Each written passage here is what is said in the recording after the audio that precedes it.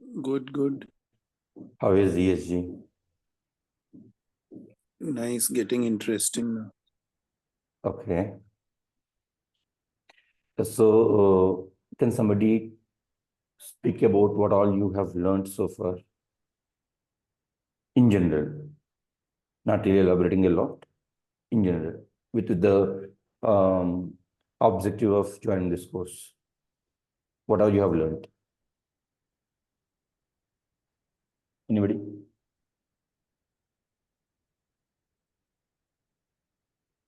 So nobody has learned anything.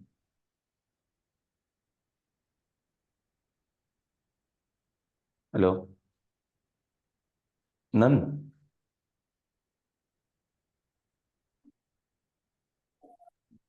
Sir, can I? Yes, yes, Can I sir. Yes, sir, yes, sir. just give me a minute? I will just start. Sure, sir.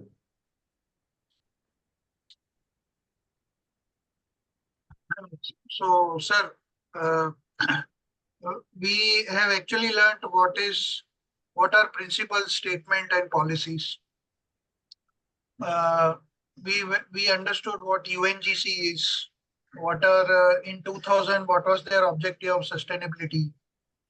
UNGC works on 10 principles. So far, I remember. Then UN, we also looked on UN SDG, which works on 17 principles. Then we understood what corporate sustainability report is. Then we understood UNPRI, which is nothing but principles for responsible investment.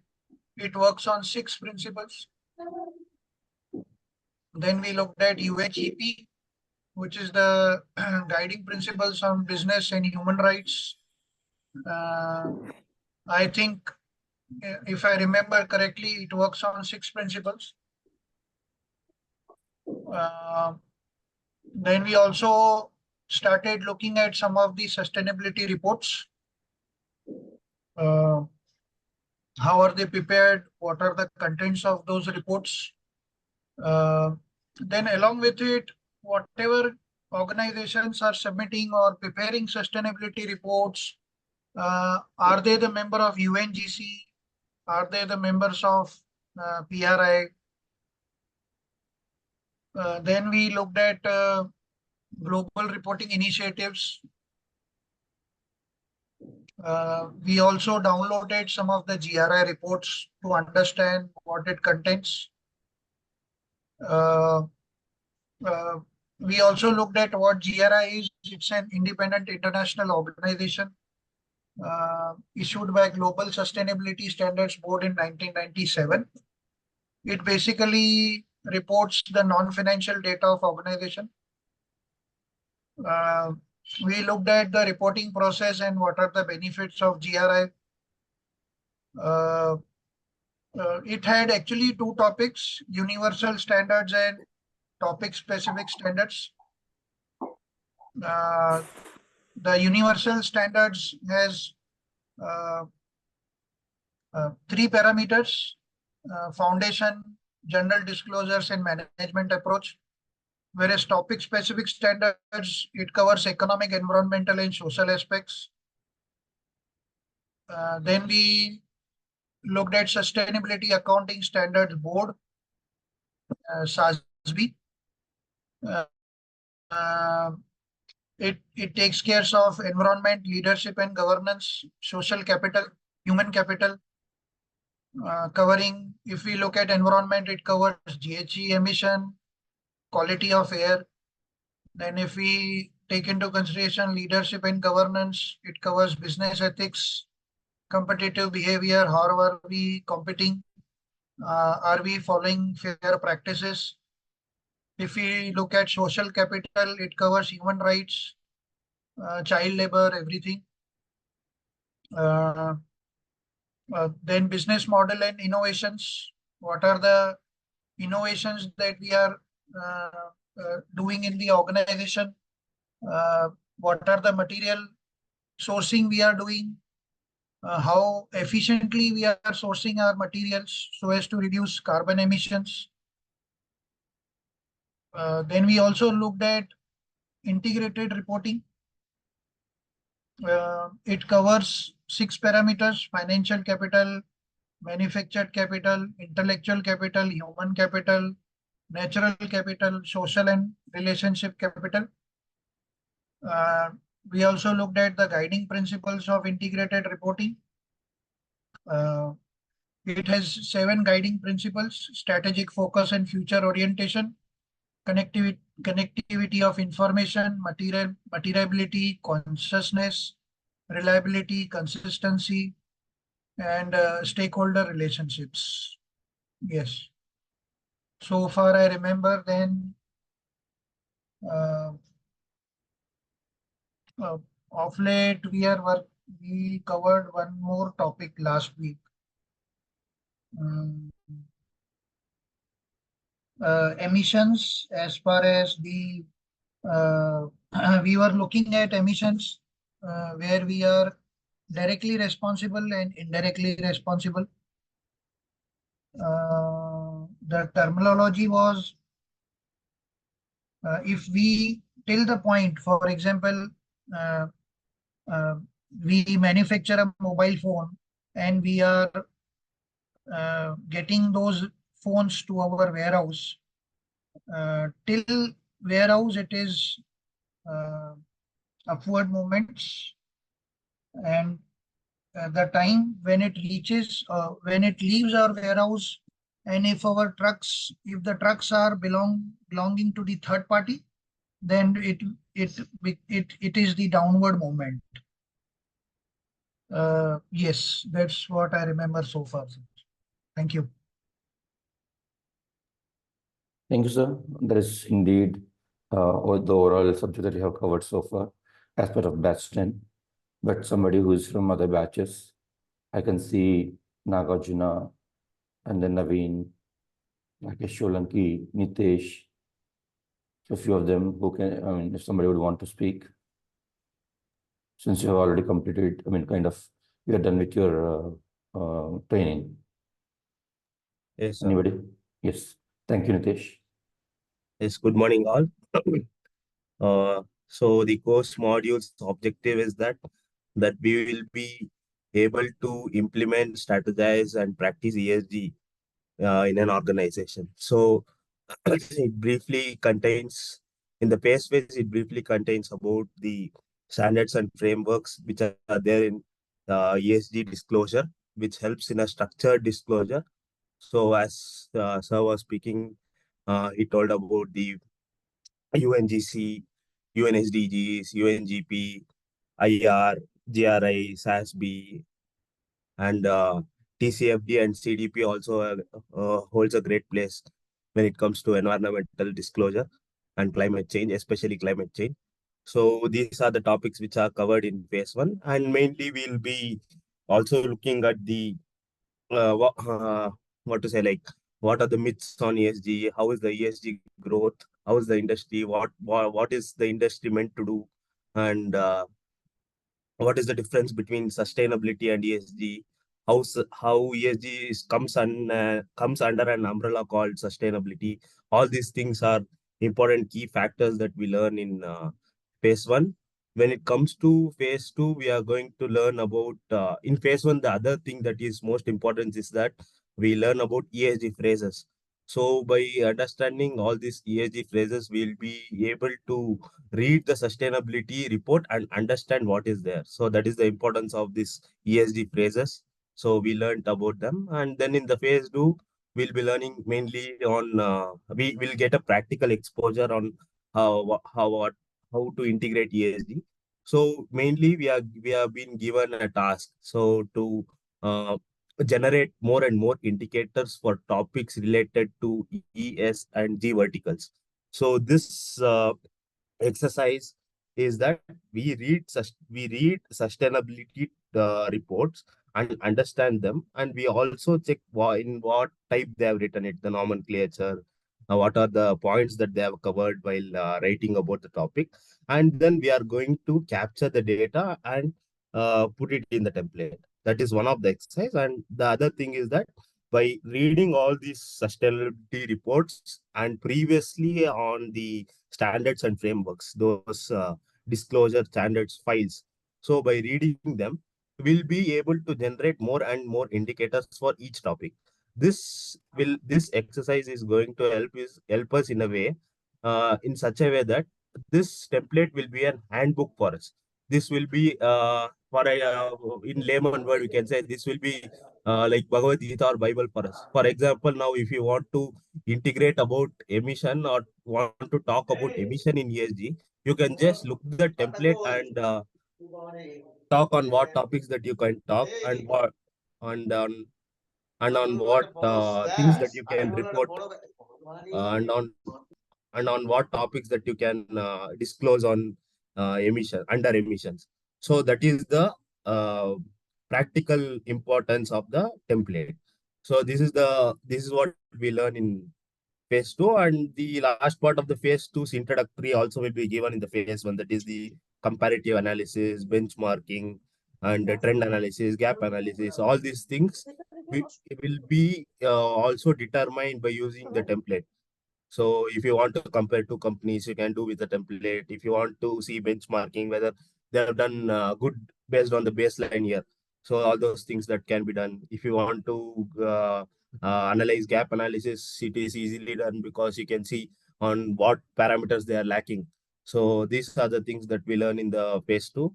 And so this is the one of the last topics that we have in the course module, that is resume building. So we are going to talk, I think sir will be talking about it today. So this is the summary of the course.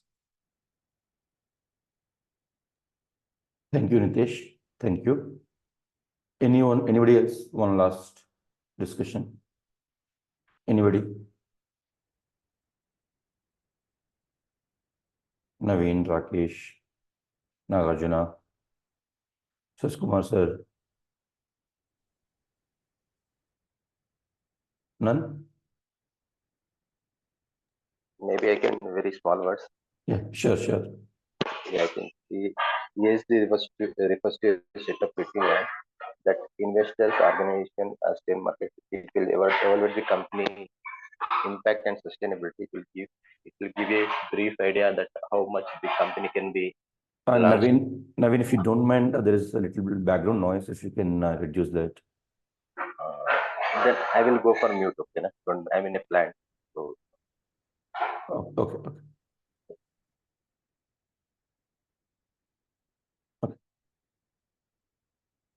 Okay. Anyone else?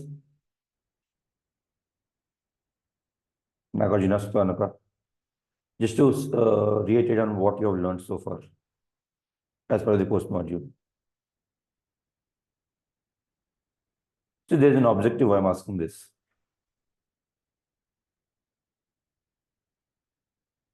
None?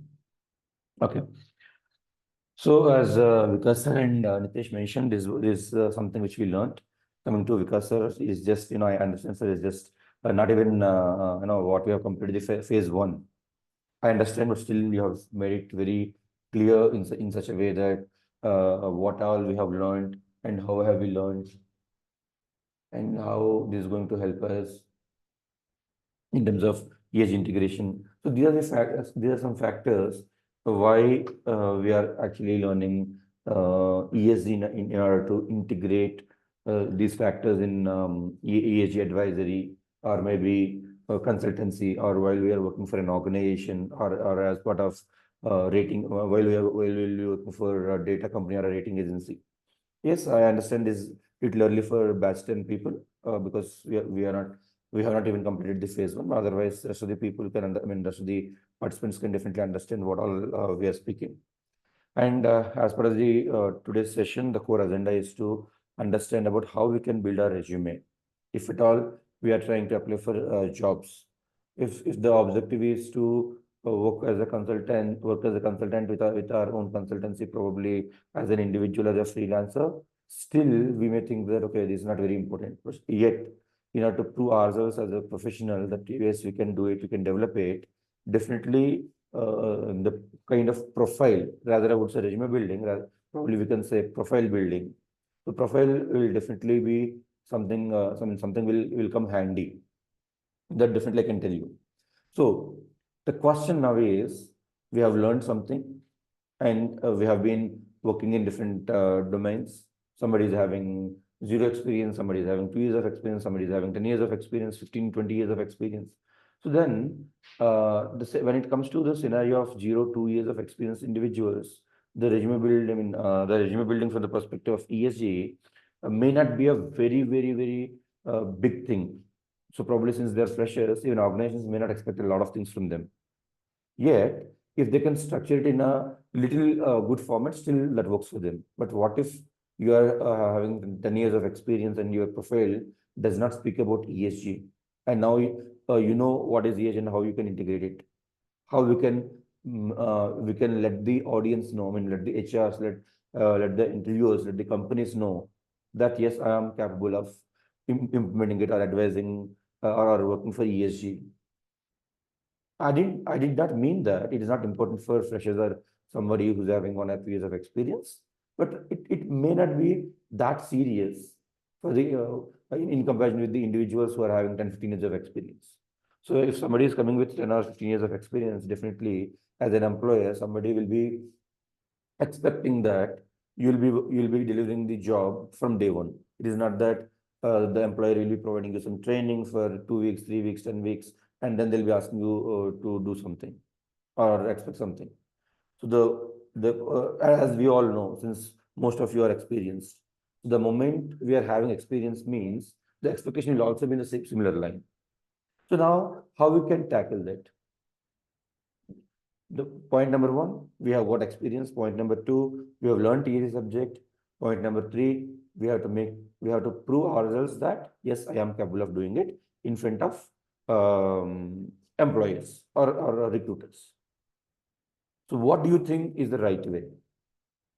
How we can prove ourselves that yes, we are capable of doing it? Since this is a piece of paper or a Word document or a PDF document which I'll be seeing if I'm a recruiter. So if you remember the one phrase or maybe one statement that I used to take, the way resume speaks about you, your face, sustainability report is the face of the company.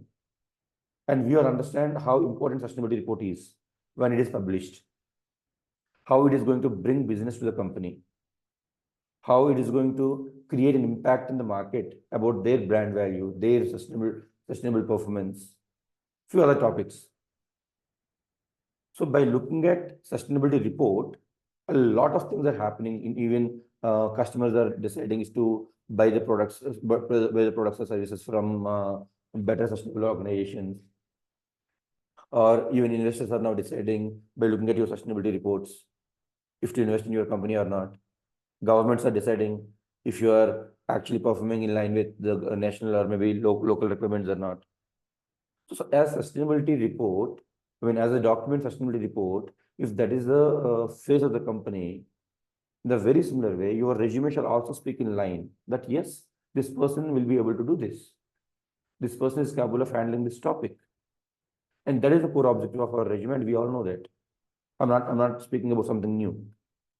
So if that is the case, if a resume decides who am I, who we are, then the resume shall be in a way that it shall let the employer know about your capabilities at the first glance. At the first glance, the moment as an employer I look at your resume, I shall be having a thought process in my mind that okay, this person is relevant for this job role or position. That is how we have to frame our resume, or maybe I would say build our resume. Am I right or wrong? Those who are really experienced. Because sir.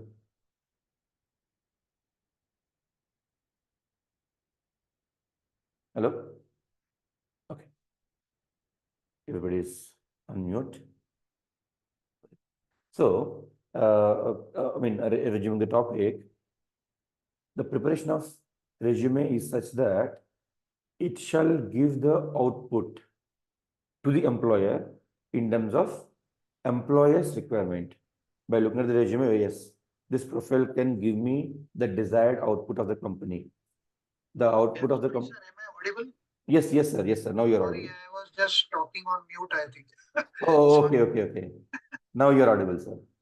Yes. Yeah, what you were mentioning was absolutely right, sir. Yes. Now, Yeah. yeah, we have to showcase our profile in such a way that, it says that we are capable enough to handle the ESG topic. Right. Yes. Yeah, sorry, sir. Thank you. No problem, sir. Thank you so much. Thank you. Yeah. Anybody else would want to speak? Anybody else? Okay. So now, as I was mentioning, as an employer, I shall be expecting that, okay, this profile is going to deliver the job, deliver the objectives for my organization in line with the organizational goals, in line with the stakeholders' objectives, in line with the investment requirements. So, as an employer, if I don't understand, if I don't have, not really don't understand, if I don't have the trust or confidence that this profile can bring me my output, then definitely I'll be keeping it aside, irrespective of the matter that whether you are one of the best candidates ever. So that's the reason why this topic is really important for us to see. And uh, the output that I'm going to give you today in terms of resume building is purely dependent on our experience and having a few words with a couple of HRs while to make this resume building session a little more impactful. It does not mean that this is the only way how you can put forth your resume in front of your employers, but this is something which we designed from with our experience and different discussions with, a few discussions with a couple of HRs. This is purely something which we try to help you. Otherwise, it is not a standard that this is the only way how you can prove that your resume is good or your profile is good. Hope you understand. This is something which we, as an organization, ESG Academy, we are trying to help you in addition to the course module in such a way that, okay, you can also work on your resume building so that it can help you in grabbing the jobs. That is the idea. And before I proceed further, just give me a minute. I'll just resume, if you don't mind, please. Yes, sir.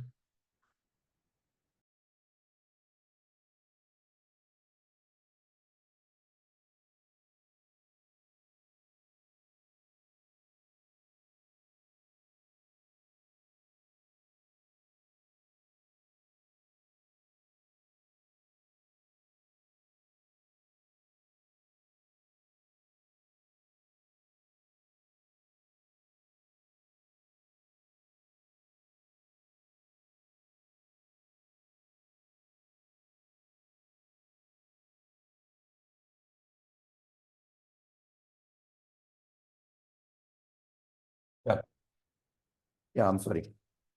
Thank you.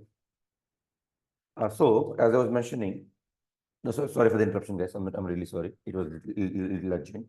Yeah. So, as I was mentioning, let us see how a resume can look like. So, as part of the course, as part as the objective, I've prepared my own profile. Let me share my screen. So again, I'm reiterating the same thing. It is purely dependent on our learning, our experiences, and a couple of discussions with a few discussions with a couple of HRs. Otherwise, this is not mandated or a standard way. That is the only way how you can put forth your resume or your profile. It is not exact. It is not what we are trying to tell you, but it is something which is coming from the experience. Okay. So let me share my resume. Okay, before I proceed further, what do you think a resume shall have? Anybody? What do you think a resume shall contain? Sir, the experience that we have so far, Okay. and if now suppose we mostly all belong to a non-ESG industry, most of us, not everybody. So we have to showcase what we have learned so far in ESG. Mhm. Uh, and some of the topics I think which we are uh, good at or master at. I mean, Mhm. out of the things that we have learned. Okay. Right. Yes. So another question. I mean, I don't know about other. I mean, all of you, but I'm sure there are still a few individuals who are using the same resume for any kind of job. So do It you should think- not be there. Yes, Resume has to be customized as per the job position and the brand in which we are looking for. absolutely. So there is also one thing which you all need to keep in your mind, especially freshers, maybe having 1 or 2 years of experience as well. I mean, this is my personal experience as well. We used to share the same resume for different kinds of job profiles. So do you really think that will give you in right exposure?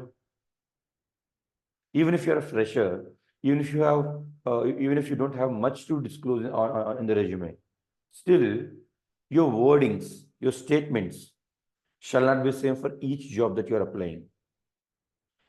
As an individual, the first priority is to understand the job objective, what you are going to do, what you are going to deliver, what is the output that the organization is expecting from you. I mean to say, from the job posting, from the role. So you have to keep yourself in that position, and you have to understand that I have got this kind of skill set, which will be helping the objective of the organization. Now, you have to use such kind of terminology or vocabulary or different words or statements which will fulfill the objective of the employer. Am I right? Otherwise, if you use the Yes. same, yes, sir. Otherwise, if you use the same format for every job, so it might be matching with one or two, but rest, it will not help you. Even if you're a fresher, make sure that you will not be using the same resume for every job. Probably one cover letter you can use to an extent, but not the resume.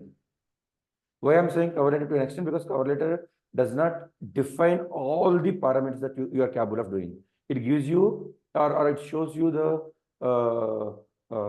core competence of you as an individual. And now I'm going to share my kind of cover letter only, not the actual resume. I'll speak on the resume as well. So to an extent, cover letter can be, maybe you may not do a lot of modification, but resume shall be.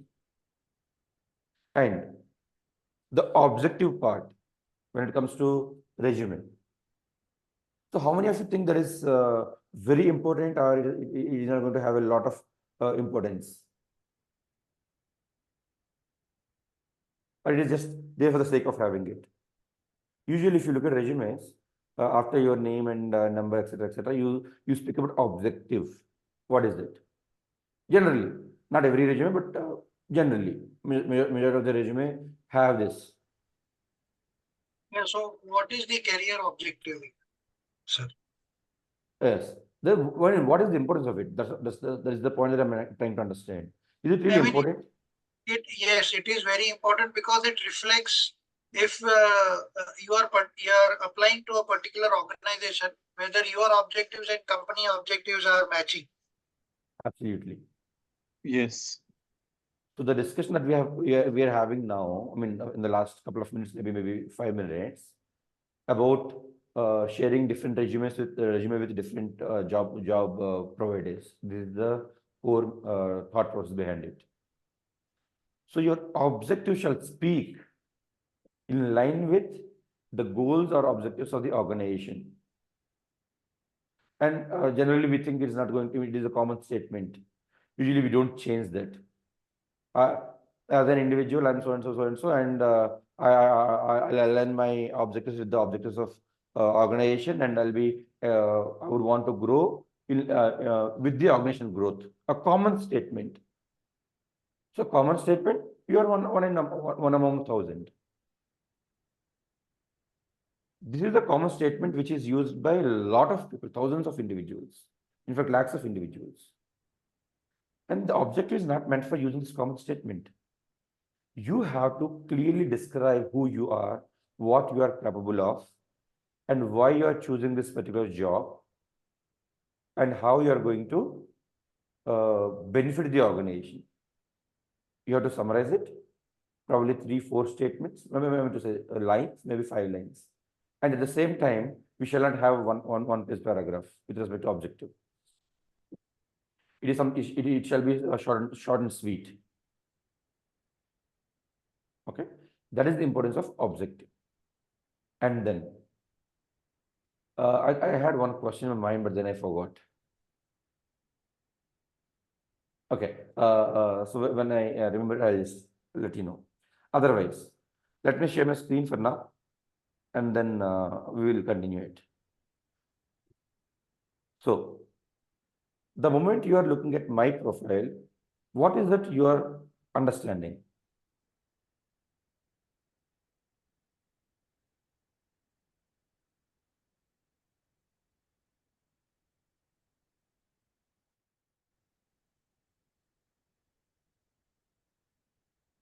This is my profile. Yeah. What is that you are getting by looking at it?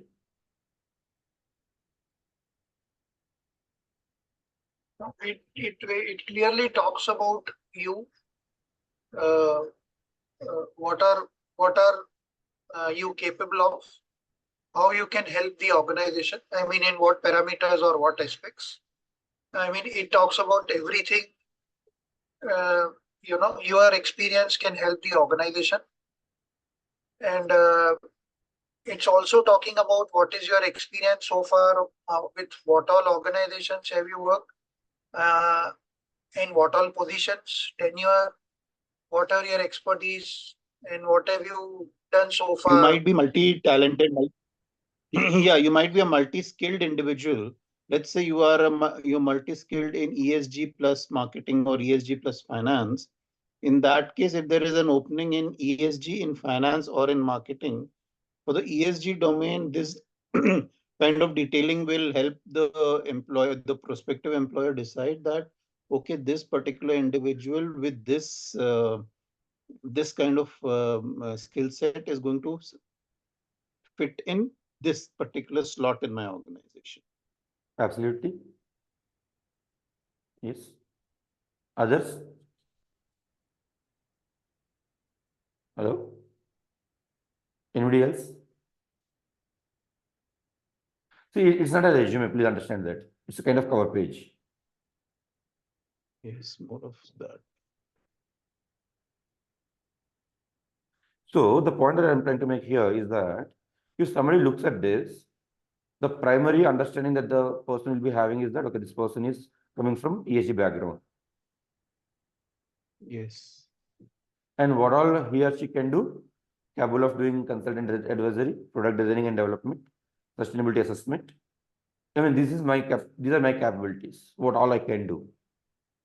People and team management, entrepreneurial management. I mean, there will be a few more topics, of course. All the aspects you cannot, really add. For example, benchmarking is not really relevant here. Exclusionary screening is not really relevant here.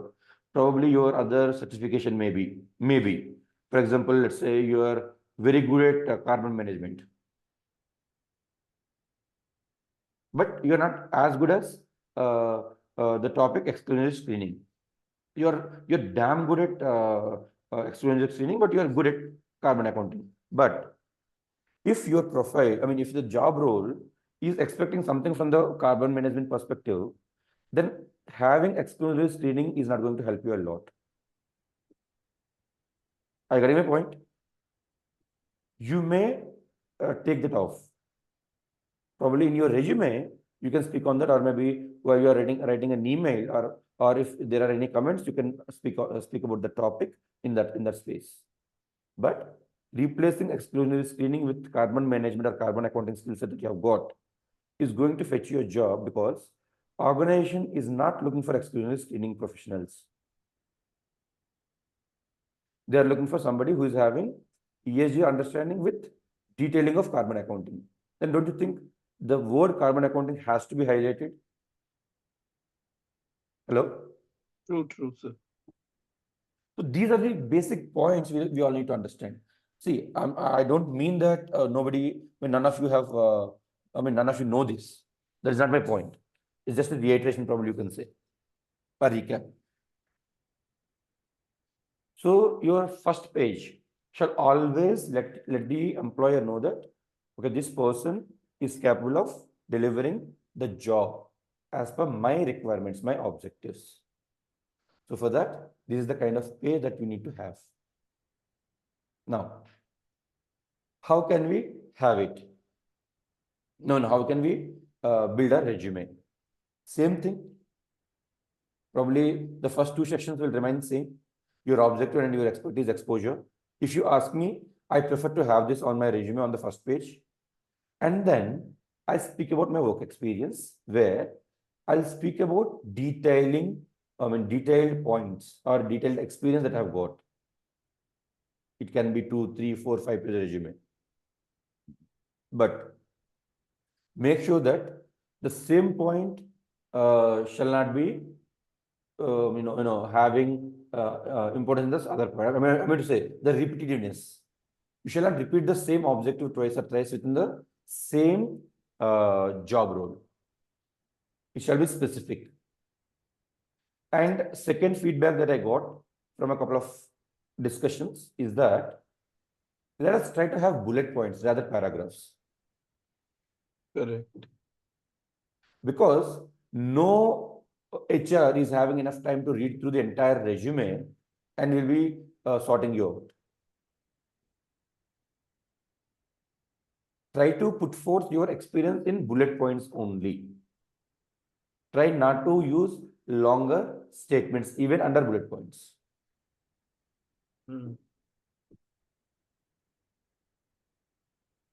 That is another feedback which I got. So coming to resume, your first section will be your name, phone number, probably your core skill set. Usually when it comes to resume, this part is usually which I don't see in resumes, but name, phone number, your profile, and then your objective, your expertise, skill set, whatever, however you would want to name it. I mentioned it as expertise and exposure. You probably can say skills, skill set, core competencies. So anything as per your thought process, how you want to prepare your resume, and then bring in your core points, bullet points, what all you can do, what all you are capable of, in line with the job role. Again, in line with the job role. Then the next section will be work experience. After work experience, see, I don't have a resume as of now with me, so I'm not able to show you that. So after work experience, probably you can take a note of it. You can write it on a paper, or you can type it on an Excel or workbook. So please, I'm sorry for that. I don't have a resume with me as of now. I forgot that. So after work experience, generally, you speak about exclusive projects that you have done as a freelancer or as a volunteer or as part of internship or any achievement in terms of project deliverables. You speak on that. And then preferably certifications. So this one point, internships and certifications, is a kind of little debatable topic. So this is something which I cannot give you a kind of conclusion. So depending on the kind of job role, you may, if you think your certifications are going to help the organization more than your internship, you speak about your certifications. If you think your internship experience is going to help you fetch a job, you keep your certifications for a later stage. Hope you got my point. For example, you have done an internship in an ESG firm where you develop some policies, and you also have got ESG certification from other institution only for 2 hours. Let's say a general understanding, not really certification, I would say participation certification. You can still add that to your resume. There's no harm. But in these two aspects, which part do you think is more important for you? The participation certificate or internship, where you actually have worked on policy making? Which you think is more which you think is going to give you more weightage? The internship. Generally, right? Whereas if the certification is, let's say, for 20 hours, and you actually learn a lot about, let's say, ABC topic, in addition to your internship, where you prepared some policies. Now, let's say that ABC topic, let's say carbon management, let's say. That is for 20 hours, but you have done internship for 6 months, maybe 3 months. Ideally, which is having base here, internship or carbon management? Without, when not going beyond with these two objectives. 3 months internship is giving you more weightage, or 20 hours carbon certification. In general, forget about job objective. Internship, because there you have spent more time, approximately 40 hours multiplied by 12 weeks, approximately, right? Close to 500 hours are what you have spent. But here you have only spent 20 hours. However, if the job role is asking for carbon management, then give priority to carbon management, saying that, yes, boss, I am somebody who has got great experience in carbon management. This is certification that I have done. And then you speak about your policy making. Don't you think? Hello? Yes, sir.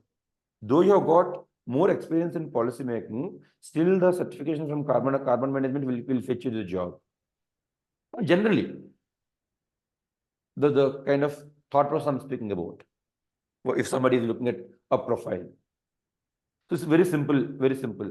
We all must have gone through a number of sustainability reports, CSR reports. So while opening the CSR report, what you will look through? You read the entire sustainability report, or you go to a specific section? Generally, if you open a sustainability report, what you will do? You read from page number 1 to page number XYZ, let's say 24 pages, maybe 48 pages. You read everything in the first go. The executive summary to start with. So why did you say executive summary? Because you have got an objective with you. Am I right? Yes, sir. And if I'm somebody who is very keen about climate performance, so do you really think I'll start with the page number 1 and I'll end with page number 48? Or do you think I'll be searching for the topic or data which is about climate change or climate science? Which is the case? First case or second case? You will go to the data which is detailing for climate science. Absolutely. Probably if I would want to understand the overall performance of the company, I may start reading it.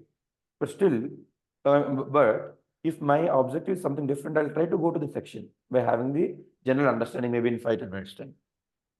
I'll not spend 5, 7 hours, maybe 8 hours, 10 hours reading the entire report and then jotting down the points which I want. In a very similar way, you also have to think of your resume. To whom you are sharing with whom you are sharing with, to whom you are giving your resume. So depending on the profile of the role, they'll be looking for those keywords only. And I don't know how many of you know it. Nowadays, even there are a lot of softwares which are going to sort your resumes based on the keywords that you use. Do you know it? Does anybody know? Yes, sir. I think they will be incorporating use of AI in shortlisting resume. Yes, sir. Nowadays they are incorporating AI, but there were some few softwares. You have to enter your keywords, and from all the resume that the system receives, or you receive, you will have to upload these resumes to the software with a specific format, and that will give you some resumes only, and that will be scrapped. Okay. Now they are integrating AI as well, but this is the kind of software. These are the kind of software that big companies use. Doesn't matter how good you are, if your resume does not speak about what they want, you will not be selected. So you have to be very cautious about using right keywords. In this case, for example, the carbon management is the core objective for the company. Doesn't matter how good you are with your policy making. So if you don't have the word carbon management in your resume, your profile will not be shortlisted. Though you are the person you are the individual who also has got right understanding of carbon management or carbon accounting, whatever, and you are one of the right fit for the job profiles. Still, you'll be thrown out. And as I understand, there is some weightage given to number of keywords. So with respect to job objective, you have to use those keywords very cautiously in such a way that you are proving yourself that yes, you are capable of delivering the job objective for the employer. Right? So after this section, probably you can speak of other objectives. If some may speak of their educational background. Yes, to an extent that is also required. But do not, if you ask me, do not speak about your educational background at the beginning of your resume. No. Even if you're a fresher, still I recommend you to speak about your skill set and projects or internships, workshops, whatever you have done. And then speak about your education qualification.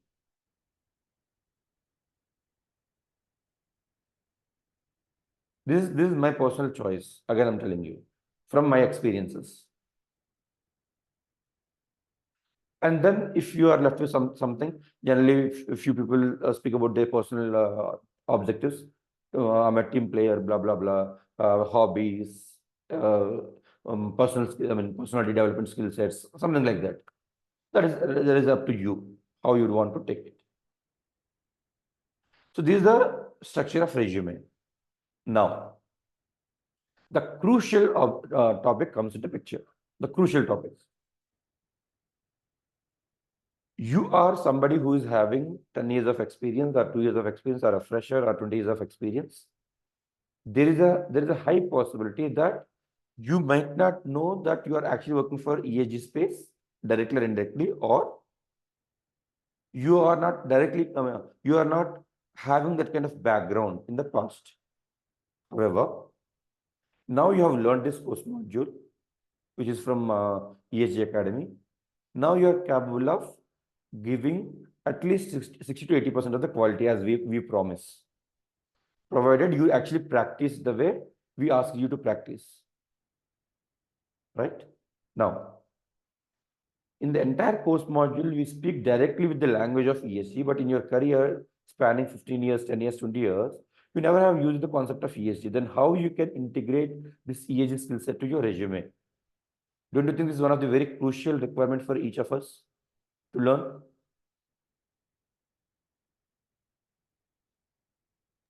Yes. Isn't it? How can we do that? Let's say you have got 20 years, 15 years of experience, and you are now applying for a ESG manager position. Let's say you are into EHS field, or you are into social development field.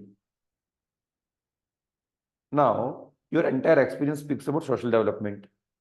Your entire experience speaks about health and safety or environmental management. How can you prove that you are also capable of, you are somebody who is capable of implementing and integrating and implementing ESG for an organization? Since now you know, you have learned it. Let's assume you have learned it. Those who are from batch 10. Let's assume you have learned it. Otherwise, to next in batch 9 also are kind of done with the course module. Only 5 more sessions. Otherwise, they are also done. Whoever have come from other batches, you are done with the course module. Now, how can you prove that you are capable of doing it? Okay, probably one thing you can tell me that as part of the skill set, the second section of the resume, I will highlight whatever I have learned. Good. That's not the only section which fetch you the job. definitely as a recruiter, I'll be going through your resume once it is shortlisted as part of keywords and all. Now, if I don't see if I don't see something which is in relation to the ESG requirements in your career, then why will I give you a job?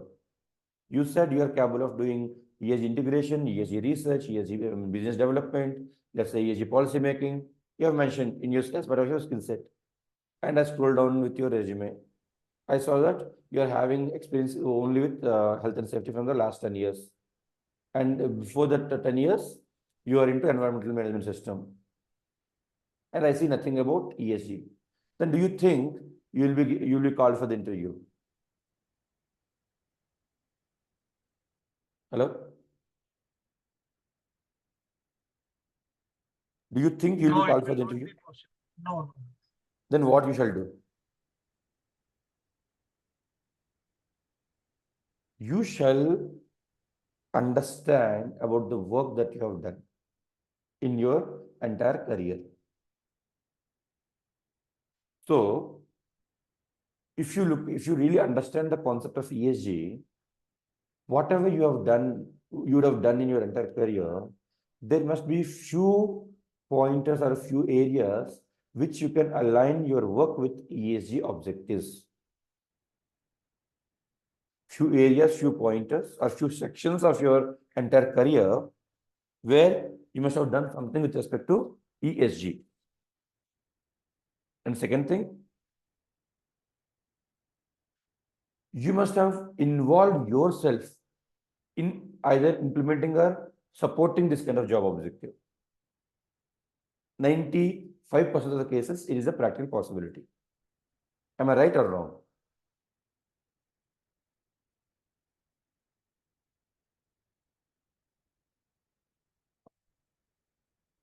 Anybody? Okay. I think Sashi Kumar sir said true. Yes, indeed.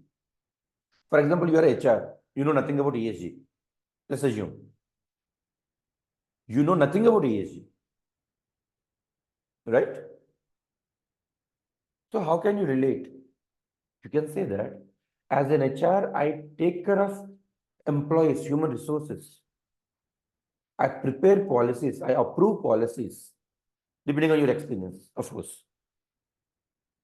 While I hire different individuals for the profile, as part of our ESG requirement, ESG integration, ESG objectives of the organization, we give opportunity to any individual who is capable of handling the job, irrespective of their caste, creed, religion, background, etc., etc., etc. So I am somebody who has been into ESG profile from these many years. Now I would want to expand my opportunity or my space. I would want to focus on the overall ESG front. And will I be able to do it? Yes, I'm capable of doing it because I've learned this and this is what I've done. And if you all remember, we did ask you to work on some number of companies. For batch number 9 and 10, it is 15 companies, but before that, we were giving you some random number of companies. 8, 10, 15, 20. I mean, we were giving some 8, 10 companies, and then we were asking them to pick their own companies. So let me not speak other discussion. I mean, other pointers that we did discuss during the platform then. So in short, the point that I'm trying to make here is that at an average, you would have worked for at least 10 companies, right? If you for batch 10, don't worry, because we have not even completed our phase 1.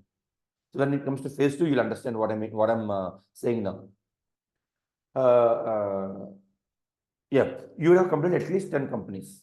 You would have worked on at least 10 companies. Now, how can you prove that you are capable of doing it, implementing this ESG for a specific job opportunity? One thing, we ask you to prepare your own template. We gave you a template consisting of about 180 indicators. Now, if you really would have worked on your ESG course as per the requirements for your career, then you must have prepared or you must have designed a template which is consisting of at least 400 indicators, at least. That is one of the biggest achievements of yours as an individual. you can add that template. Not really the template, the concept of template. I, as an individual, have developed a template consisting of close to 450 indicators by my own. This is the project that I have developed. So I can deliver it to you. Now, as part of your assessment of 15 companies, maybe 10 companies, we have assessed these 10 companies and we now understand how we can do it. And as part of my assessment, this is the report. So you can have a project. What is that project? For batch 9, we did already inform you. We have given you 5 different sectors. You have to understand, you have to come up with a basic benchmarking report for each sector. One sector has got 4 companies, one sector has got 3 companies, something like that. Whichever the sector that you are that we gave you, for 5 different sectors, 5 different benchmarking reports by the end of your course module. That is the project which will be showcasing to your employees, saying that, boss, I have learned it. Not just during my career, I was a part of it. Now also I am part of it, and now I now know how to implement it. This is the project that I've done as part of the course module or as part of a freelance project. I would want to get into ESG space, and personally, I have done this project by learning this. So you can check this. So if there is an opportunity to attach another file, you add your report which you have prepared. Maybe benchmarking, maybe gap analysis. Maybe you can pick a specific topic. Let's say only energy. You take 10 different companies from the same sector. For example, you are going to apply for a job for ESG objective. Let's say in energy sector. You take 10 companies from the same sector, energy sector. You take some random 2 or 3 topics: energy, health and safety, board structure, for example. You analyze these 3 topics for all the 10 companies and you prepare a small report, attach it with your resume. So don't you think that the employer will think that, okay, this person is capable of doing it? You take some crucial, when I say you take some 3 topics, you have to understand the materiality. You preferably take some material topics. By going through their sustainability reports, you'll understand what are the material topics for them, for the industry. So if the company is in energy industry, the common material topics for these 10 companies will be material topics for the company as well. You can jot down that for your company there is material issues, out of which I have considered 3 different topics from these 3 different verticals. This is the assessment that I have done. If you can give me the job, I can deliver it in a better way. So letting the employer know about what all you are capable of is what going to give you the job in addition to your resume. So in your resume, what you will be saying, for example, you are into EHS background, you are from EHS background. So as part of my EHS background, I am known to environmental vertical. Now I am known to the other aspects of ESG perspective, and I now know how to integrate ESG in the environmental section of organization by implementing environmental requirements as part of EHS department. And this is the project I have done. Now I'm capable of doing this. And from in my career, these are the activities that I've been doing as part of as an EHS manager or EHS head or EHS professional consultant, where I was also focusing on these areas which are in line with ESG. Now I would want to be a professional who is a complete ESG professional, who will be a complete ESG expert. With this objective, see, nobody is an ESG expert. If you ask me, nobody is an ESG expert. Nobody. We are having some expertise with respect to ESG. For example, mathematics.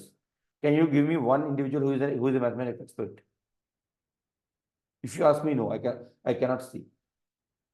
Probably you can have somebody who is very great with respect to statistics, very great with respect to trigonometry, very great with respect to probably functions, probably algebra, probably geometry. But complete picture, yes, the person might be very good, but cannot be the expert. Otherwise, the meaning of expert is something we shall not take it for granted that okay, expert means you know everything. If by chance we are using the word called expert, let's not pretend that the person knows everything about ESG. Either that or this. Okay. Now moving forward. If you are, let's say, from social background, social development. So while you are developing, you are part of your social development, you must be working on different projects. You must be doing some impact assessment. So you have to relate that with respect to ESG. As part of ESG requirements, there is something called SDG integration. It also comes under your environmental section too. Out of these 17 SDGs, development goals, we have done this kind of projects, and this is where we have mapped it. And as part of my work requirement, this is the project where I did work, and these are the ESG objectives that we were considering in this project. And this is how we develop this project. When it comes to social development. Within social development, there are different projects. For example, let's say fundraising. So while fundraising also, you can say as part of ESG, so we are raising these funds with the objective of using these funds for the development of for the upskillment of this tribe or this community where we are integrating, where we are helping them in these areas and mapping them with SDGs and again mapping it to ESG. Hope you are getting my point. Hope I'm not confusing you. Guys? Hello? Yes, sir. Yes. Yeah? So whatever you are doing, so now you understand what ESG is all about, how to integrate, what are different kind of indicators. By the end of the course module, you will know, because you are somebody who must have prepared your own template consisting of 450, 500 indicators, maybe 400 indicators. Now you know, by doing, with respect to your regular job objectives, where all you can integrate this to ESG. Am I right or wrong? Probably Nitesh or Sutanaka, you can speak on it, or maybe Rakesh Solanki, you can speak on it, because you are kind of done with the course module, and Rakesh Solanki, you have completed your course module. Shashikumar sir, you also have done it. So if you know how to prepare these kind of indicators, then you also know where these indicators were playing some significant role in your job opportunity or are playing significant role in your current job roles. Am I right or wrong? Hello? Hello. Yes, sir. Yes, sir. Yes, Rakesh. So, sir. Yeah, regarding what? So, my question is that don't you know, for example, not really for example, if you really have learned the subject, then you would have prepared your own handbook consisting of close to 400 and maybe 450 different indicators across ESG verticals. Now, if you are somebody who is not from ESG background, will you not be able to relate with respect to ESG from existing work objectives that you are doing? And will you not be able to map what you are doing and what you can do with respect to ESG? Yes, sir. We can do You it. can, right? If you don't know Yes, different objectives, if you don't know different topics within ESG, you will not be able to map. But since you know, you shall be able to map it. Otherwise, you will not learn the Yes. subject. But we have to gather all the data from different like departments and all, like HR and all, True. So there will be something where regarding social and even the governance part, which mostly deals with the board members and all. true, sir. True, Rakesh. So if you figure out what am I doing, if you figure out what am I doing, what are my Yeah. actual roles and responsibilities, and what have I learned, so where this can be mapped. That's it. With respect to each of your job role, start preparing your resume in such a way that I was also taking care of ESG objectives. Okay. But make sure that the organizations where you are working are also in that line to an extent. Okay. Okay. If by Okay. chance, you are working for organization A and you have drafted your resume very well, but unfortunately the organization is something which has not considered ESG integration, then how can you prove it? Sir, hello. Yes, Rakesh. Yeah, currently I'm working with Wellspan, our plant actually, Okay. as a EHS officer. Mhm, But mhm, I came to know that they have not included this power plant in ESG reporting. mhm. They have textiles, metallic, and all that. So they have included all that sectors. But power plant is not included in the ESG reporting and all.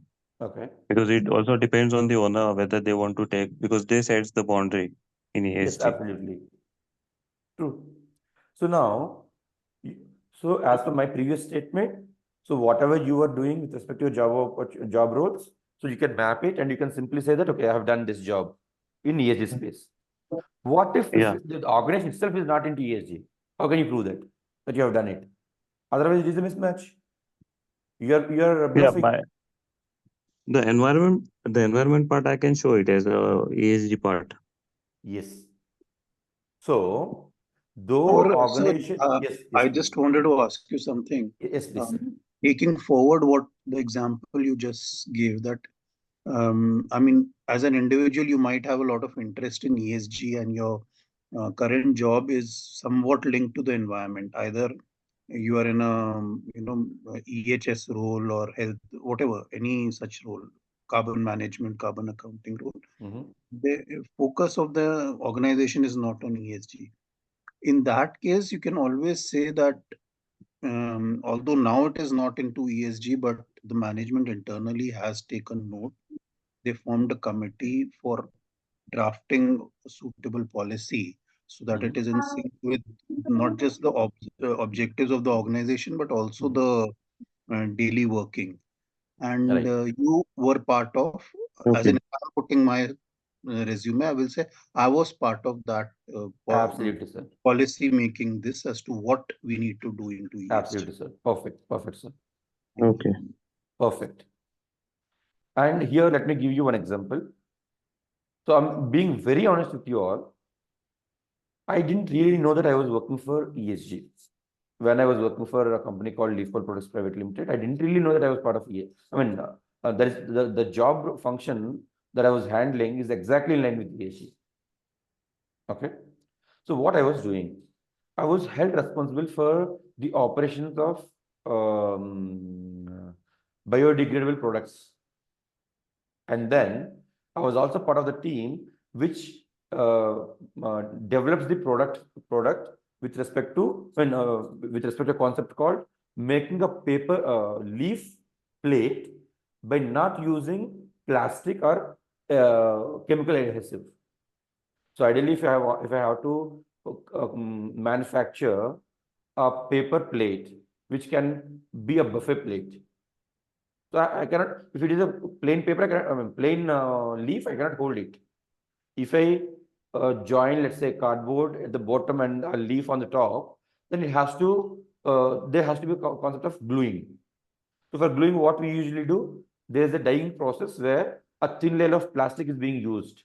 In the dyeing process, the paper sheet and the leaf undergoes through a heat press. Because of the heat, the thin layer of plastic melts and that acts as a glue. You get the point, Okay. right? That's how it was working. But still, we are using plastic there. Yes. So the thought process was that let us eliminate plastic. How can we do that? So this was the part of this was the project which I was part of. Though I did come out because of some other requirements, and this project was, I mean, as of now, the organization is also not existing, and they went up till probably 60% of the output, and then it was stopped. We went to a couple of labs at Vishakhapatnam as well. We did go to a place called Saluru near Andhra Pradesh and Odisha border, where we get the leaves abundantly. a kind of specific leaf as well. Not all leaves we can use for heat press and making a plate. There's some specific leaves which we can use. So Areca leaf, sir. sorry, Areca leaf. Areca, that is not available at that place. Areca primarily you get Okay. it from eastern states. However, Okay. you get a lot of areca from eastern states, but they are not really good for manufacturing tableware plates or bowls, because there is a lot of, the humidity factor is the problem as part of the Okay. climatic conditions. Best areca that you can use with respect to this kind of plate manufacturing is from Shimoga and those regions in Karnataka. Okay. You see, this is the exact project where I worked, so I can give you the technical details. Now, if you look at, can you think of ESG? Assuming that you didn't hear anything about ESG.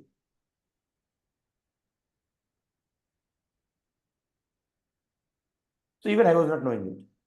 But I was actually developing a product which is in line with ESG objectives for the company. With this product, I can talk to different organizations saying that, boss, this is the kind of product that we are using, which are biodegradable. These will degrade in just 2 months, in just 1 month, in just 5 months, in just 5 days, depending on the size of product that you're using and the kind of leaf that you are going to buy. Okay. And we as an organization, we are selling to different other organizations also, we can sell it. And we can make the organization also, kind of waste free. See, from these kind of places, if they are using it, their organization or maybe in other places, it is not a kind of waste that you are generating. It's a kind of manure, it's a kind of degradable thing. You don't really have to worry about that. It is not going to create any harm to the soil. Then these are the pointers, but not in line with ESG. So when I understand that there's something called ESG, when I understand that, okay, this is how ESG functions, and when I went to when I went for the interview at S&P Global, then I have made my points in such a way that this is what I did in line with ESG. So can you stop me? True. Can you stop me that no, you didn't work for ESG? Actually, I didn't know. I'm being very honest. Second example, I was doing CSR impact assessments. If somebody is from a social background, you must be knowing it. CSR impact assessments. There are two kinds of impact assessments. One before implementing the project, the other one after implementing the project. I was doing the second case of projects. I was part of those assessments where the project was delivered, and then I had to see if the beneficiaries got the benefits as per the project. As per the initial what we say assessment objective of the organization, which is spending some money. So this is also one of the projects which I was doing, which I was an external auditor for that. And then also I was not knowing that I was part of ESG. I was part of stakeholder engagement, and I was also aligning SDGs with respect to ESG objectives. Actually, I did that, but I didn't know. Now, since I know what is ESG, so can you stop me saying? Can you stop me from saying that? Okay, I have done something from the point of view of ESG. True. So this is exactly what I'm trying to say. There must be something which is in line with what you are doing. So now you know what is ESG is all about. Actually, sir, ESG as a concept, although it has really started getting noticed in the last year or two, but even earlier there was nothing, very concrete as ESG. So obviously, a lot of us would be into concepts which are similar or surrounding the ESG concept. Absolutely right, sir. Carbon accounting, Your first statement, I would want to differ, but the later statement is definitely true. The first statement that you are mentioning is that ESG is something which is something in the limelight from last 1 or 2 years is something which I do not want to agree with you. It's just that the lack of awareness. Even in India, that's what I'm saying. Yeah. It has come more into the normal general Absolutely, domain sir. last 2 True. years. In that case, yes, I agree with you. Yeah, otherwise it was mainly restricted only to the carbon fraternity. So Yes, probably it is in probably it was referring in a way that it is environment. yes. Probably, but yes, governance. India is one of those countries which has got a very good governance. Whether you are implementing it or not, that's something secondary. Let's not debate on that. Bribes, blah blah blah blah. From the point of view of governing system, it is one of the very good countries, which has got some good rules. But are they being implemented? Let's not debate on that. True. Right? But otherwise, governance front also you can see. You probably can work on some policy making unknowingly for a specific project in line with ESG. So since you now know what is ESG all about, you can add that point to your resume. Hope you all are getting what I'm trying to explain here.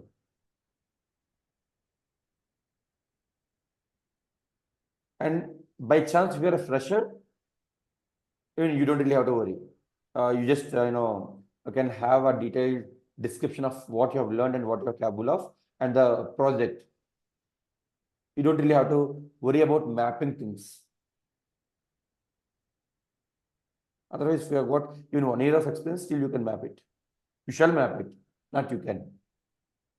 Otherwise, you will not be able to prove that yes, you are somebody who is capable of integrating and implementing ESG, or maybe in another way, you are somebody who is capable of helping the organization in terms of ESG requirements.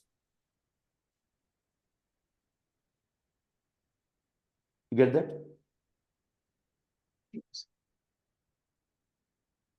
So this is about resume. So all these pointers you have to prepare yourself. You have to spend a day, 2, 3, 5 days a week, maybe a couple of weeks to understand or to understand what you have done and how you can align them. And jot down all the points irrespective of who you would want to become. I mean, probably this is the wrong statement. Irrespective of the job role and functionality. You just jot down anything and everything that you can match, you can map. So that is the database that you have created.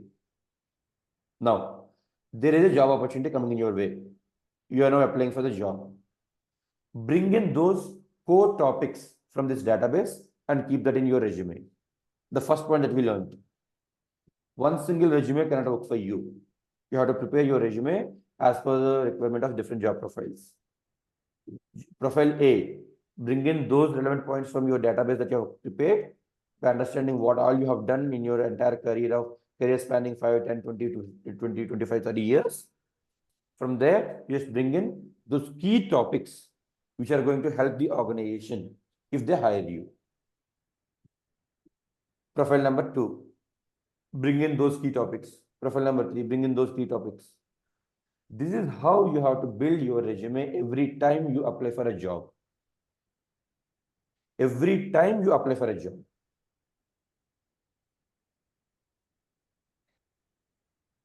Got it, guys?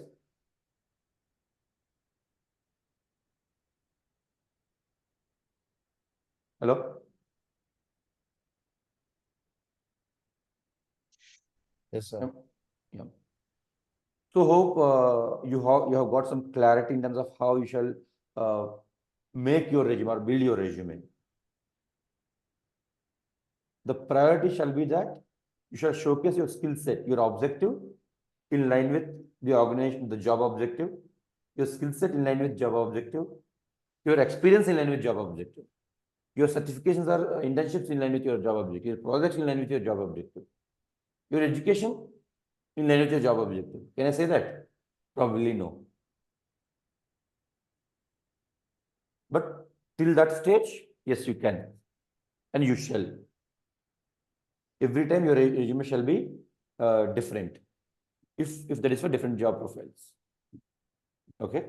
So the crucial part is to understand what all you have done so far. I'm just summarizing it.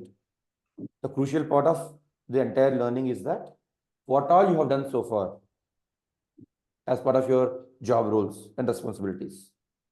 And by end of this course module, if you are from batch 10 and if you are from other batches, by now you already know what all we have learned, and map it with respect to ESG requirements and have your bullet points and explanation with respect to your experience. Keep it with you as a database. Whenever you see a job profile, make your objective in such a way that your job, your experience, your capacities or your capabilities are going to help the organization to achieve their organizational goals. Second, to support your objective, come up with skill set. So these are the skill set that I have got, which will support your objective, the objective that you have written, which is supporting the objective of organization. After that, speak about your work experience in detail, not very lengthy statements or paragraphs, preferably in bullet points. Though it is let's say 10 bullet points, 15 bullet points, that's okay. But do not repeat the same thing. If you ask me, do not repeat the same thing unless it is really required to explain a different objective. Otherwise, do not repeat it. Okay. So now your job experience will back your skill set. So when I look at your skill set, what is the proof that you are having the skill set? Your experience. After that, your internship. After that, your certifications. In this regard, at this juncture, if you ask me, if I were you, if I'm you, then how will I be preparing my resume? Assuming that I have completed this course module the way it is required to be completed, then I'll be having my name, phone number, email ID, or maybe if I'm running any YouTube channel, something, whatever. Then my objective in line with job objective, my skill set, then the project that I've developed as part of the course module, project that I did work on, and the output of the project. Then my work experience. Why? Can you tell me why I say this? And by the way, what is this project? Business sustainability assessment. The research that you are asked to do. Batch 10, hold on, don't worry. When we jump onto phase 2, you will understand what I'm saying now, what I mean here. So the research part that you have done, the analysis part that you have done, the output of your project for these 15 companies, 5 sectors, is what I'll be having after my skill set. And then I'll speak about my work experience, where I'll be relating my work experience in line with ESG objectives. Then internships, if any. Can you tell me why I'll be speaking about my project after skill set before speaking about work experience? Can somebody tell me why?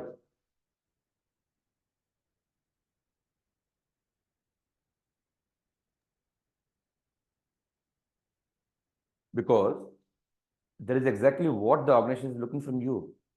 Of course, again, with respect to the job objective. If the job objective is in line, is expecting what you have done as part of this exercise, then definitely yes. Otherwise, probably after your work experience, you can speak on this. I am capable of doing this, and since I know it, I can help you in with respect to your job objective, your organizational objectives. If the point that I'm trying to make here is that there is no concrete structure for resume building in terms of having the sections here and there. The only one thing which I can restrict myself not to change the section is that your name, phone number, email ID, whatever, your address, whatever, objective section, and then skill set section. These 3 will remain same for me for any kind of job if I want to apply. And then depending on the job profile, I'll change my sections here and there. You got the point? This is the learning that I have got during my with my experience of 11 years and having a few discussions with a couple of HRs and feedback from a couple of recruiters. I mean, recruiting managers with my career. So putting all these pointers in at one place, I've brought it to you. Understood, guys? Any questions so far?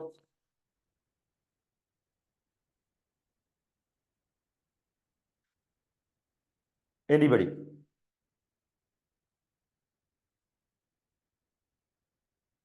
Cool. So I assume you all understand the concept of this resume building. So now let me share my screen once again. Let me show you something. This is my, sorry, this is not the place.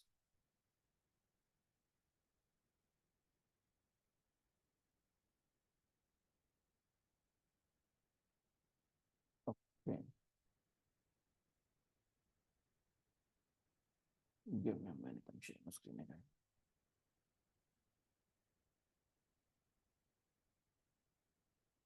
Why is this happening?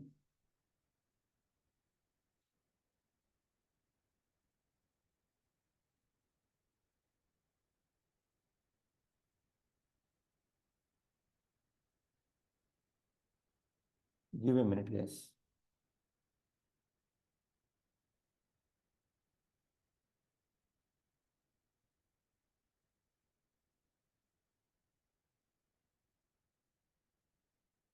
Now check if the screen is visible.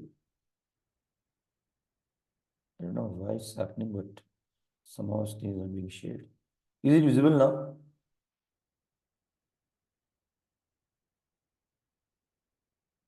Hello? Am I audible? Yes, sir, it's visible. It's my LinkedIn profile. So now, sorry, I completely forgot. So whatever you have discussed so far, that is in line with resume building. Now, how we can make use of LinkedIn for the purpose? So this is my LinkedIn profile. I'm scrolling down and just look at the kind of feed that I'm seeing here. Energy net zero in relation to ESG, sustainability in relation to ESG. So probably this is something about, again, to an extent, again, in relation to ESG, to an extent.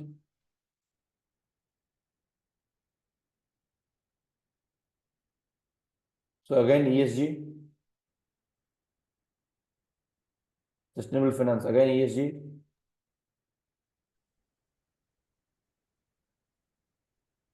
So, okay. Again, environment subject towards the ESG. So scroll down about 10-15 posts. See, again, ESG post. World account. Again, ESG related post. Probably again ESG related post. So what is that I'm trying to make here? Why I'm showing it to you? What is it I'm trying to make here? Can somebody tell me? That you are somehow related to the ESG domain directly or indirectly. You're involved with the environment, if not ESG directly, environment, CSR. To an extent, right, sir? The point that I'm trying to make here is that the feed that I'm seeing are in relation to ESG. How is it happening? Why? Almost every post is in line with ESG. Almost every post. Maybe not exactly ESG, either social topic, either governance topic, either environmental topic, either ESG finance or sustainable finance, whatever, either sustainability. Why? Because you are a sustainability professional, and when you put up your profile on such a public platform, then that is the kind of talent you will attract who will want to know you and interact more with you. And okay, so that will be the later stage, sir, but initially that will not happen. So what you are required to do is that you are required to make your profile in such a way that it speaks about your core objective, core strength, what you can do. For me, it is ESG sustainability. I know how to do consultancy. This is my requirement. This is me. So this section also is very important. Define who you are, what you are capable of. Okay. And then if you look at the number of groups that I'm part of, how many number of groups? Except last few, all are in relation to ESG. And now I'm actually not spending some time with ESG, I mean with LinkedIn. But otherwise, why I'm part of these many groups? Why? Because I would want to associate with ESG space on LinkedIn platform. Now, creating your profile in such a way that you are using right keywords within your profile. Very first thing. Second, be a part of as many groups as you would want to, especially with respect to our objective, ESG related groups, ESG sustainability related groups. And at the beginning stage, try to spend at least a minute on reading every ESG post. Doesn't matter if that is relevant to you or not. At least a minute in reading every ESG post or sustainability post. And try not to spend more than 10-15 seconds or maybe 20 seconds on other posts which are not relevant to you. Why I'm saying this? Because if by chance you would want to attract ESG audience towards your profile, then you have to spend time with ESG audience. How you can spend time with ESG audience? Search for ESG related data on your LinkedIn. You go here, ESG.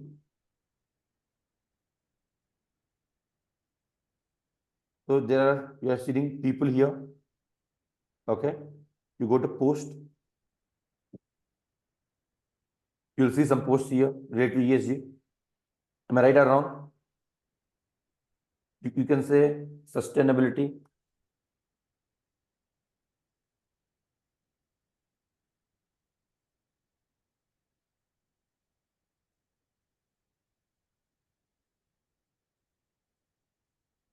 And go to post. You're on post. See, wherever the word sustainability as a keyword is mentioned, all these posts are coming.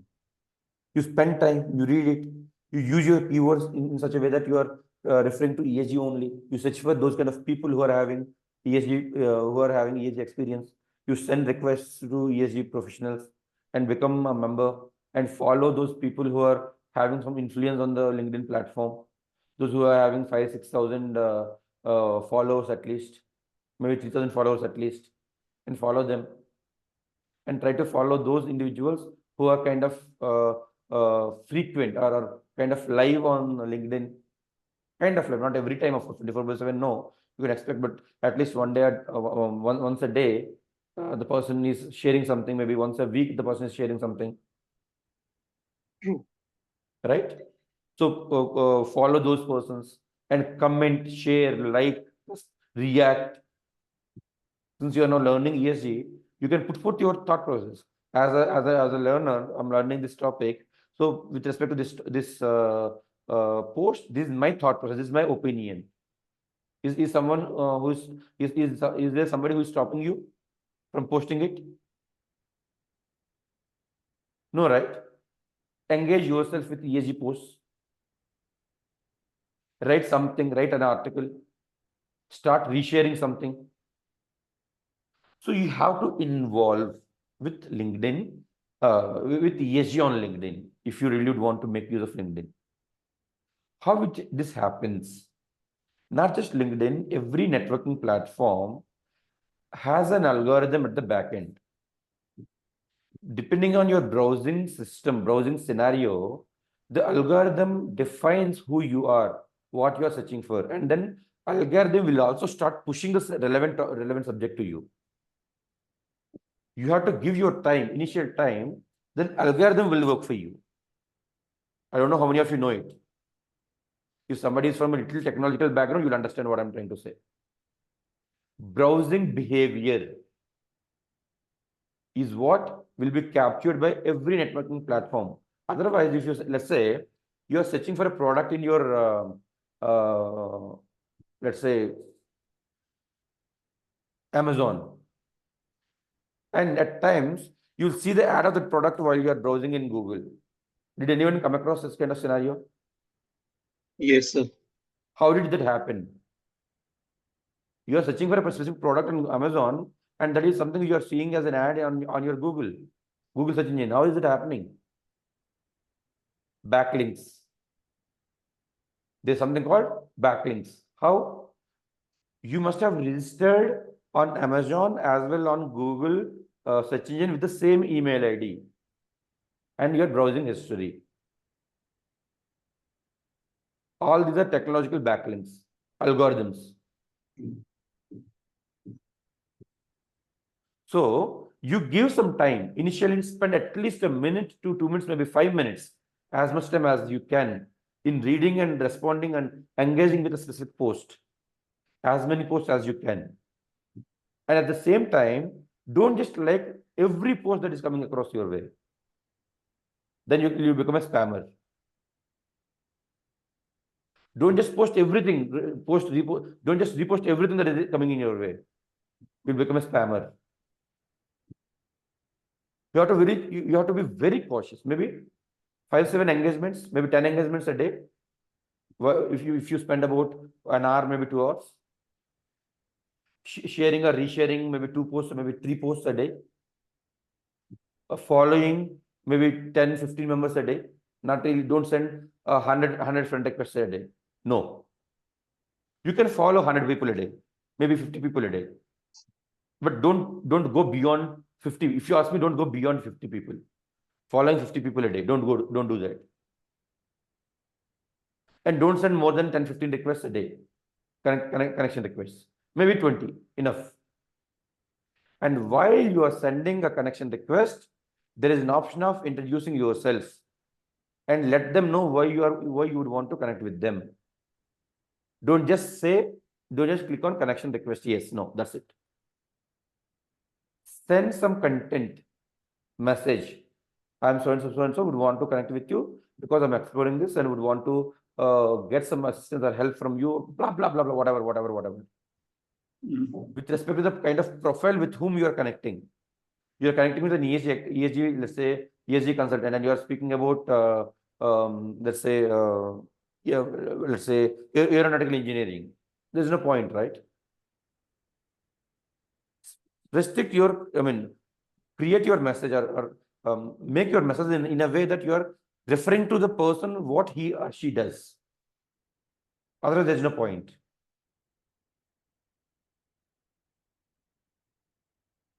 If you are somebody who is really wanting to get some benefit out of LinkedIn, you have to create your profile in such a way that it shall depict your ESG enthusiasm. Start spending a minute to 2 minutes, 3 minutes, maybe 4 minutes with respect to each post. Start getting engaged.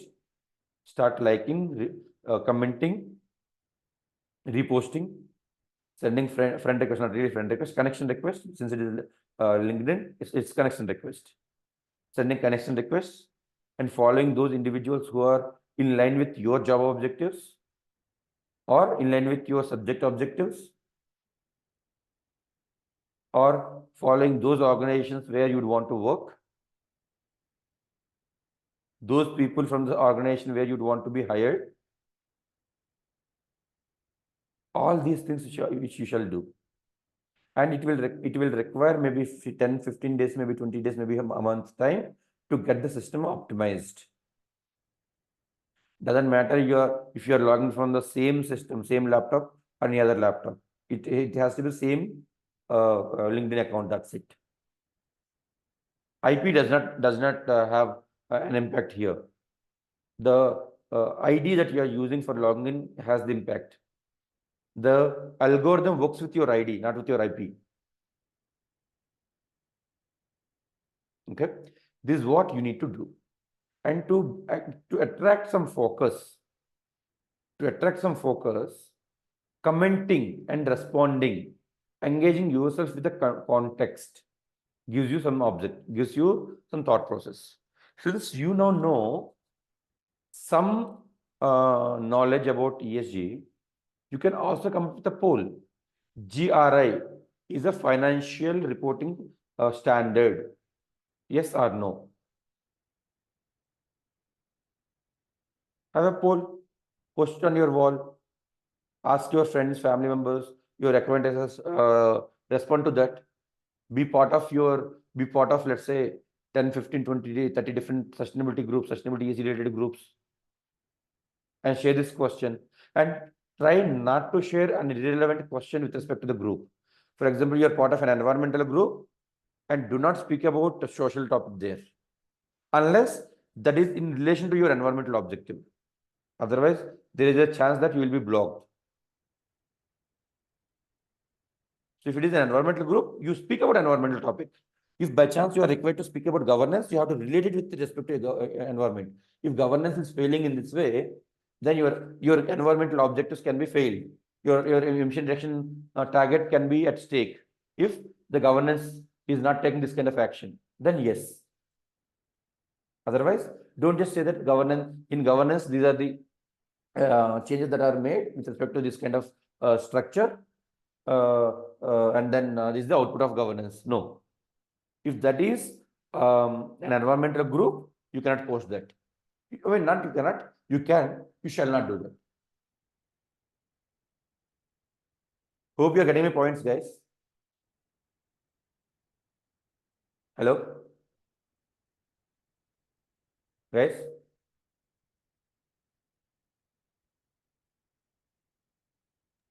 True, sir. You're right. I'm sorry, I was on mute, so Okay, I couldn't. My response so didn't reach. here in this place, you will have an option. I have not added that so far because I still do not want to do that for now.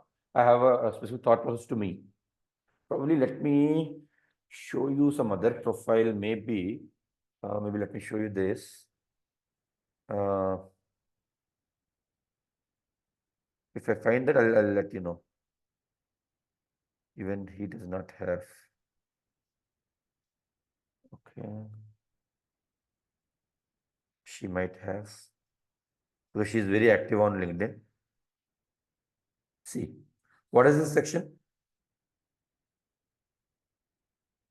What is this? Hello? You can speak.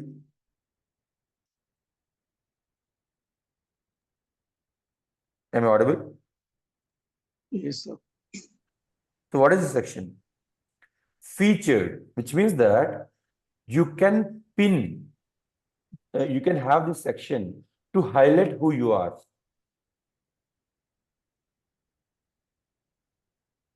What you would want to provide. You get the point? This is something which will come with your profile section. This is something which you will have to add. I mean, you have to go through settings, or maybe you can go to YouTube, how to add feature section for a LinkedIn profile. This helps you a lot in terms of your LinkedIn optimization. So again, see, I refreshed it, still it is ESG. As a sustainability. You can probably follow this person. He posts a lot of articles on LinkedIn, on ESG or relevant subject. You can probably follow this guy, Narendra Siwari. See, I mean, almost every other post is either in relation to ESG or ESG. You got this? Hello, guys. LinkedIn optimization. Yes, sir. So do you think it is, I have given you, I mean, I have helped you somewhere, at least a couple of points maybe, which you might not have known. Definitely. So this is how you can keep yourself engaged on LinkedIn and where you can attract some sort of attention to your profile. See, I'm not proud. I mean, I'm not arrogant, but I'm proud that every day I get 1 or 2 friend requests every day. Am I posting something on LinkedIn every day? No. Hardly I post. Then why am I getting 1 or 2 connection requests and at least 3 to 5 follows every day? Why? So because you might be interacting a lot with the people involved in the ESG domain, and Absolutely. obviously when I come across as a ESG fresher, somebody who's starting out in ESG, I will look out for people who, as you suggested a few minutes ago, that try to align yourself with people who have a lot of followers. If I see a sizable number against your name, I would definitely want to connect with you or read your articles or go through your connection. Absolutely right. Absolutely. See, 3,168 followers. So, am I posting a lot every day? No. This is 1 week ago, 2 weeks ago. And that too, a kind of our organizational post, not really something which is unique that you can find from me. Hardly I post something which is unique. When I say unique, some subject related post. Okay, let me show you this. Yeah. Subject related post. When did I have it? No, no, no, no, no, no, no. So no subject related post in my first and 5-7 posts. But this is something, yes, subject related. Again, no, no. This introduction, that's okay. Again, my promotion, my promotion, my promotion. Then why am I getting? The only reason I'm engaged. I'm keeping myself engaged to ESG structure or ESG data. You got the point?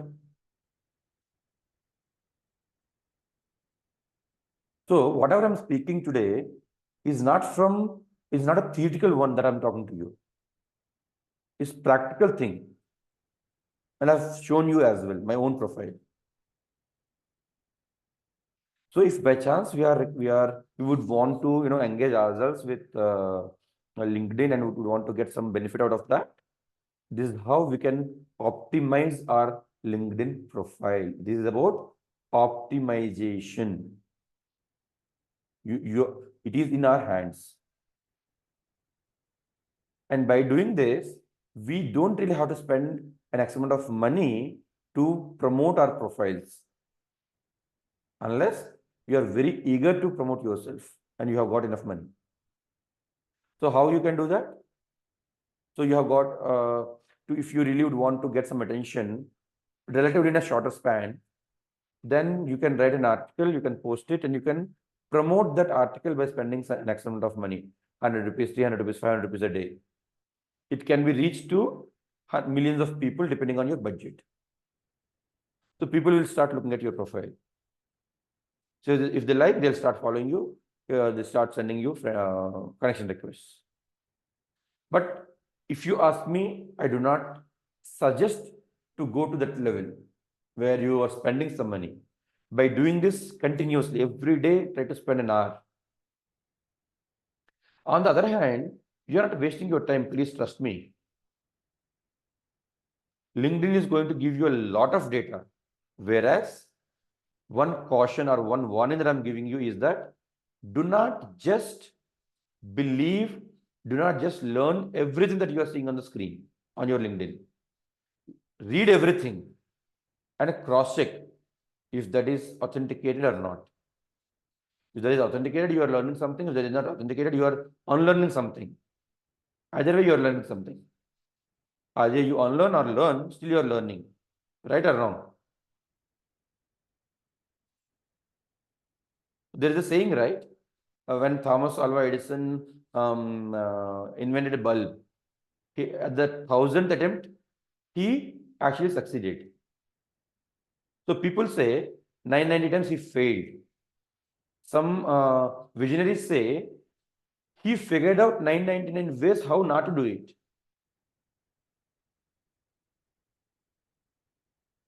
Still makes sense? Am I right or wrong? Correct, sir. So either the context, the concept, for example, I have written something on the screen on my LinkedIn wall. Nobody can stop me from posting it unless that is there is no copyright issue or vulgar data or some sort of that illegal things. I can put forth my views. Nobody can stop me. But what is the assurance that the data that I'm posting on the screen is authenticated? No, you can't say. So you read it, you try to do your own analysis. You'll learn something more and figure it out. Okay, whatever Bala has written on the screen is right. If not, okay, Bala is wrong, but this is the right thing. So if you are proving me wrong, then you are learning something right? Don't you agree with me? Please understand the point that I'm trying to make here. If I'm posting something and if you're proving me wrong, which means that you're learning something right, isn't it? That's true. So in which there is learning. So try to spend an hour or 2 hours, maybe at least half an hour to an hour with your LinkedIn profile and start posting something. Spend another half an hour to 1 hour on writing a small article. Start posting it onto your group, onto your WhatsApp, your wall, and become a member of 10, 15, 20, 30, 40 different LinkedIn groups. Right. And start posting your article in those groups. This is how you can optimize your profile and you can be attracted. Then it is also a proven platform for you that you are somebody who knows the subject. And for example, tomorrow, as an employer, let's say I am Tata Steel. As an employer, I would want to hire somebody from different background, from somebody like you, from a similar background which you have got, and definitely I'll consider you. I'll ask you, I'll call you for interview. Yes, sir. At the same time, you can also approach few professionals who are at higher level, saying that, boss, this is the project that I have done. This is how see, don't just say that I am so and so, this is my resume and give me job. Very inappropriate. Very inappropriate. Don't do that. I am so and so, so this is my profile. This is the project which I've done. This is the kind of job that I'm expecting. Please let me know if there is an opportunity for me to discuss further on this and to let you know my skill set. Right. Nowadays, you can have your free website hosted. There are platforms, and you can host your what we say project somewhere, and you can share the link with the recruiter or the chief financial officer, or the CEO, or maybe any other head of the department. You just let them know I'm so and so somebody, and this is what I've done, and now I'm looking for this kind of job opportunity. Please let me know if there is an opportunity for me to have a word with you, to explore and to discuss further about my skill set and how I can help your organization grow. True. Or help your product grow or service grow, whatever. The way we approach is also making a lot of impact. Don't just say, see, being very honest, there are a lot of people who send me some messages, even on WhatsApp. They say, resume, give me job. Literally, give me job. Or, do you have any job? So do you think I'll be responding to them? At times I don't. I mean, majority of the cases I don't. So what if you share your profile, you speak about your skill set in a small draft, you say that within your organization, I find this kind of opportunity for me to work. You also have to speak on the opportunity that you can work. Don't just make it open. This is what I'm capable of doing for you. That's what I'm trying to say. This is how I can help you. And let me know if I can have a word with you, or let me know if there is an opportunity for me to collaborate or join hands with you. Then the person may pivot to you. Otherwise, the person will definitely will irritate, especially those persons who are at higher positions. They don't even want to look at your profile if your approach is not right. True, true. So don't send random messages to everybody. And after sending your message, either LinkedIn message, through LinkedIn, after 3 or 4 days, maybe a week later, give them a reminder. Don't just leave them, which means that you are not giving respect to the person's time, person's profession. There is a possibility that I'm somebody who is very busy. So it is you who is approaching me. So it is your responsibility to give me a gentle reminder. This is a gentle reminder with respect to my previous conversation. So just would want to see if there is an available slot where I would want to have a word with you. A gentle reminder. Probably after 2 to 3 weeks, you can send another reminder and then stop it. Don't do that. Probably after 2, 3 months, maybe 4 months.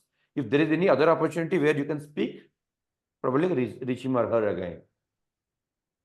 This is not something which is not, a theoretical subject or something. This is practical experience that I'm sharing with you. How we had to approach.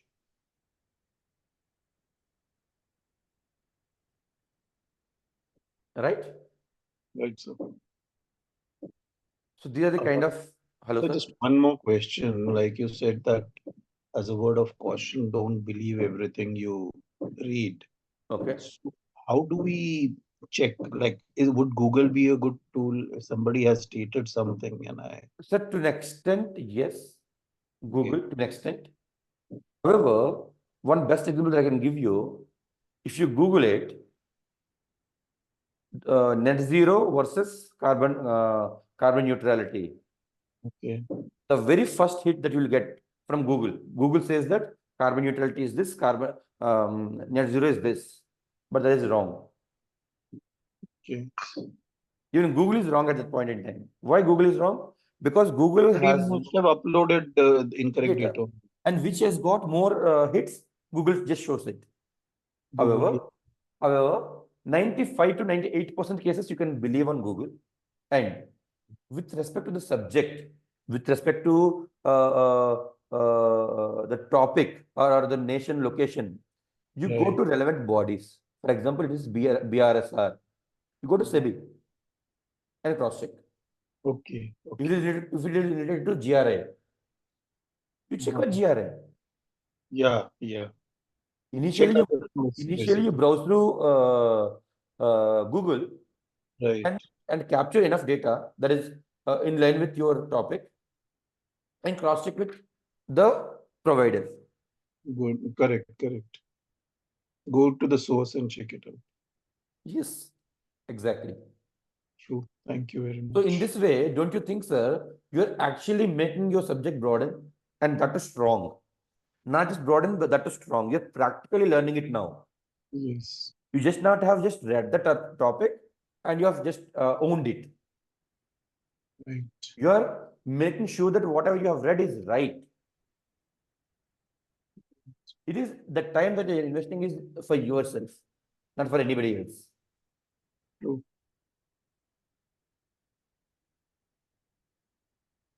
So research.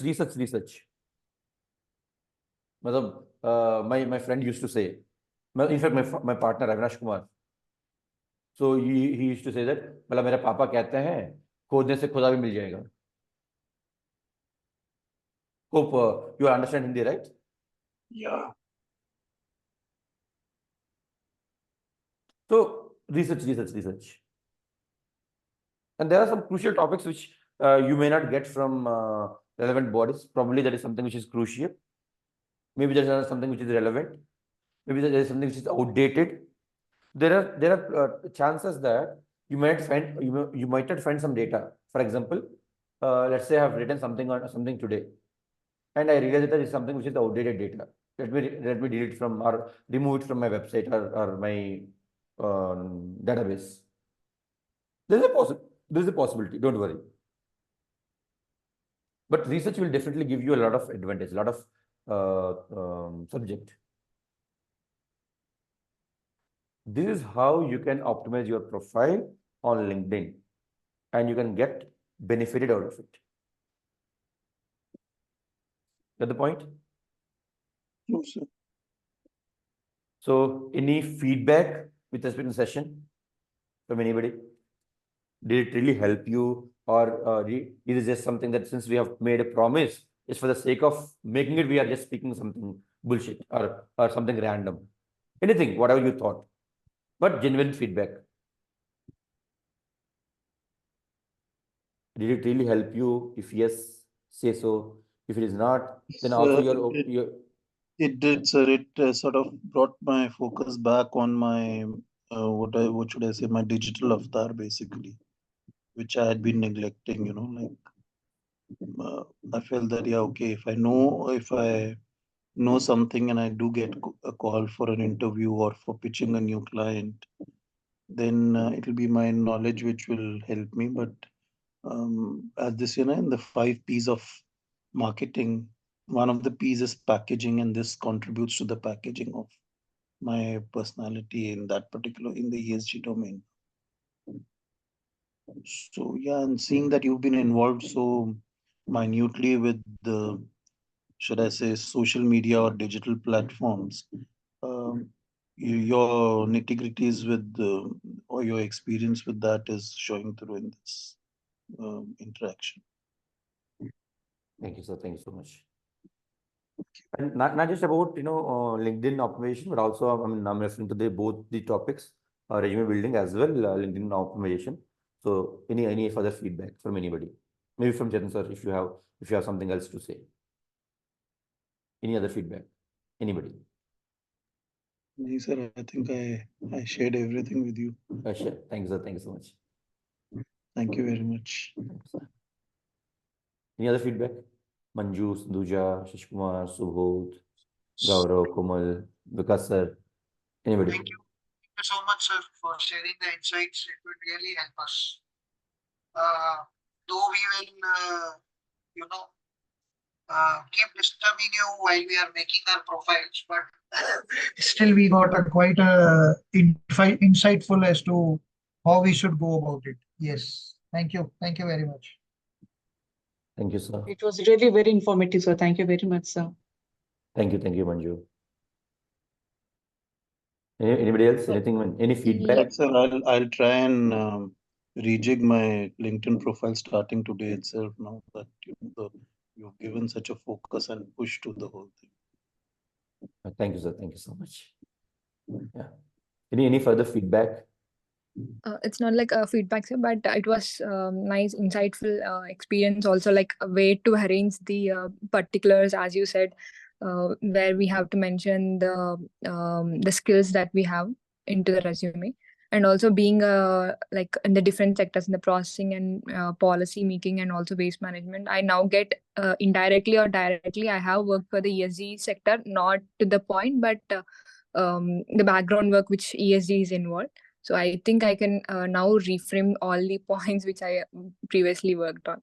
So I think this is an insightful, like very good session to build on the resume. Thank you, Sindhuja. Any other feedback? Maybe negatives? So all are positives now. Anything that we may have to improve? Not really as such. It's basically preparation for the curriculum vitae and all. It's not about a job assurance, basically. So nothing negative as such. Okay, sir. Thank you. Cool, then if somebody has to say something, then probably we can stitch further. Otherwise, we can call it off for today. And see you for batch 10. See you on Tuesday. I think Tuesday is what the majority have opted for, right? For batch 10. And I'll just check the WhatsApp thing, and then I'll come back to you. Either tomorrow or Monday, Tuesday, whichever it is. Cool. Anything else? Any questions or any other thing that we may have to discuss? I think as such, sir. Cool, then. Thank you so much. Thanks very much for the opportunity to speak, and then all the very best for your future endeavors too. Thank you so much. Let's grow together. Thank you very much, sir. Have a good Saturday and Sunday. Thank you. Same to you, sir. Thank you. Thank you. Bye-bye, guys. Bye. Bye bye.